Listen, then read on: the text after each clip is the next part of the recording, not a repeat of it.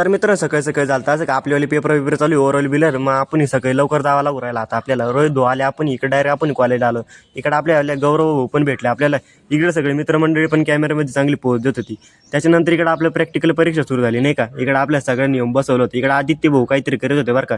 बिवरूट घेऊन काहीतरी पाणी बिनी काही एक्सपेरिमेंट करायला लागले होते. त्याच्यात काहीतरी अवघड होऊन गेले लांब पळून ते. त्यानंतर आपलं प्रॅक्टिकल सुरू झालं नाही का. मग आपलं इकडं पण इकडं आपल्या कृष्ण भोकावर नाकात बोटं घालून राहिले काय माहिती भाऊ. त्यानंतर इकडे आपले आदित्य भाऊ प्रज्वल एकदम कातो लिहित होते. त्यानंतर ओव्हरऑलचा टायमिंग झाला आपल्याला बोलवलं आपले ओव्हरऑल बिरायला घेतली एकदम आणि आपले पुस्तक एकदम कडक चेक करून दिलं. आपली ओव्हरऑल बिरायला झाली ती पण लय अवघड झाली बरं का. वाटतं मला पण असं वाटू राहिलं किती मार्क देते किती नाही. त्याच्यानंतर इकडे आपल्या युवराज भाष काय करू राहिले काय माहिती त्यांना आजार झाला वाटतं बरं का. दवाखान्यात त्याला लागेल.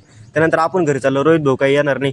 आणि त्याच्यानंतर आपण दादू भाऊच्या घरी दादू भाऊनी आपल्याला मोटर सोड लागली इकडं त्याच्या घरी मोटर सोडायला आलो इकडं. आणि टोपी कशी आपली एकदम कडक हंपायरला नाही अशी टोपी आपल्याला बरं का एकदम नाथ खोडा. आणि इकडं दादू भाऊची मोटर जोडून झाली आपल्याला पण त्याची मोटर सोडून बिडून आपण आता निघलो करायच्या दिशेने. तर आपले पेपर चालू हो राहिले नाही का. आता पेपर संपल्यावर भेटू नाही का आपण आता.